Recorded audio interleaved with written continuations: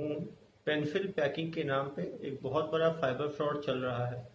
लोगों को व्हाट्सएप पे, इंस्टाग्राम पे मैसेज भेजा जाता है कि आपको 620 रुपये दे के रजिस्टर करना पड़ेगा और उसके बाद आपको पेंसिल पैकिंग के लिए पेंसिल्स भेजे जाएंगे और उनको डब्बे में डाल के आपको वापस भेजना पड़ेगा। इस तरह से घर बैठे आप काम करके महीने में 25,000 तक कमा सकते हैं।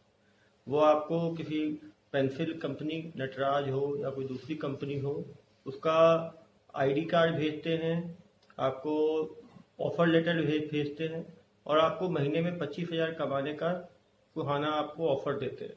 आपको डेली ऑफर भी देते हैं कि आप इतने डब्बे यदि आप पेंसिल डालेंगे तो आपको इतने पैसे मिलेंगे।